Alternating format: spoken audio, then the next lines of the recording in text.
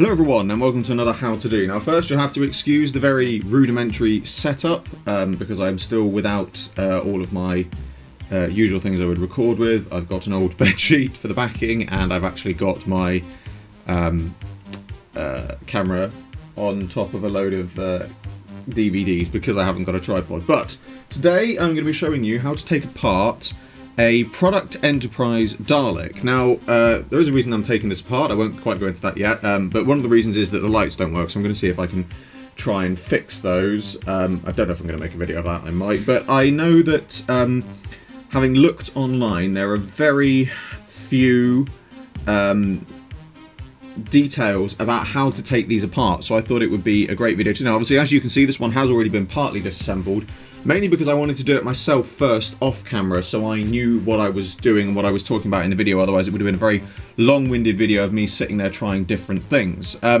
So first things first, you have to excuse, right, well let's do this because bits are going to fall off otherwise. Basically, the neck slats are literally just stuck on with little pins that will come off. And at the front, they literally have a kind of, almost like a belt method to hold them in place, stick them together. So all you've got to do is take that apart to take that off.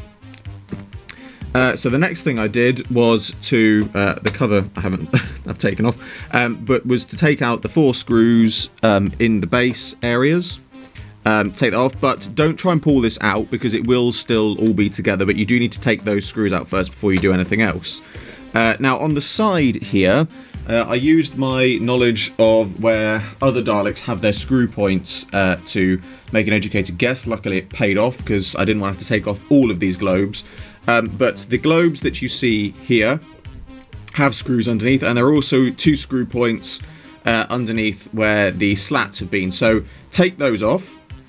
Once you've got those out, lift it out of the base. But like I said, it's literally, like if I don't know how easily I can get this on camera, but that, I mean, that's, like I said, I'm pulling that and it really doesn't come that far apart. So don't try and pull it up because you will potentially wreck things inside. But once you've got all the screws out and you've lifted it up, basically what you can do is this side, whole piece will literally come off, and there is the interior of a Product Enterprise Dalek. Now, that is actually all I'm going to do in this video. I'm not going to try and dismantle the electrics or do anything like that, because once you get into dismantling the electrics, you open up a whole can of worms and other things like that. And obviously the things like the arms and things like that, it does look like they come off, but I have tried really to pull them out of the socket and it really doesn't work. So you might be able to sort of squeeze them out that way, but I'm again not going to do that because I don't want to risk breaking anything more. But yeah, it's actually, once you work out where the actual screw points are, it's a really easy Dalek to take apart. Obviously this Dalek specifically, I know that some like the movie style ones with the larger bases obviously will come apart differently, but this is the only one I have to hand. Like I said, I was planning on taking it apart anyway, so I figured that it would be a very interesting way of doing it. But something else that I've noticed, and I'm going to try, because this all still works, apart from the lights, this all still works. One thing I've noticed, and again, I don't know how easily I can get this on camera, but basically the eyepiece is normally set like that. So obviously, as you can see, when it turns, the eye stalk raises and lowers. Now, what you do have, and I have to be very careful doing this because I don't want to ruin it. Whoop. If I take that out, you can see that basically what it is the cam of the eye, which is this little piece here, rides along this edge, which raises and lowers it. Now, what there is under here is another little inlet that basically means you can't, if the eye cam sits in there, it can't turn. But what it does mean, is that it might be possible to have, if that's cut out, for the eye to just stay where it is. Now, that is something that I want to do because I like the action of the eye moving along and things like that.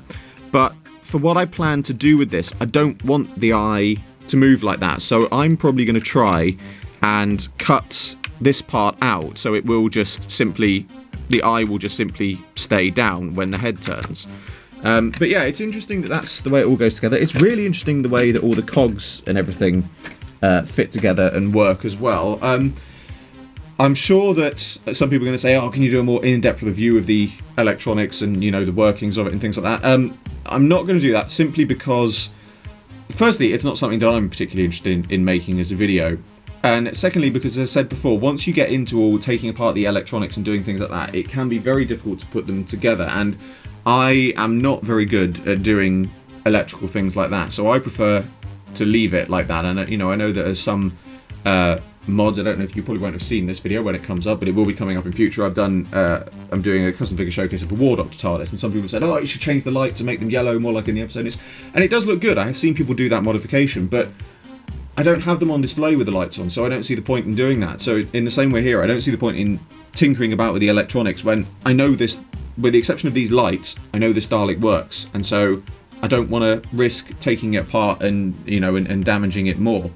But yeah, I just wanted to do a quick video. As I said, you know, I've said before, I'm still not quite back yet, but I want to keep my channel active, and I certainly thought that this would be an interesting video for people to see, because it isn't something that is particularly, it seems, very well known online, so I thought it would be a good opportunity for me to enter the foray and answer people's questions on that.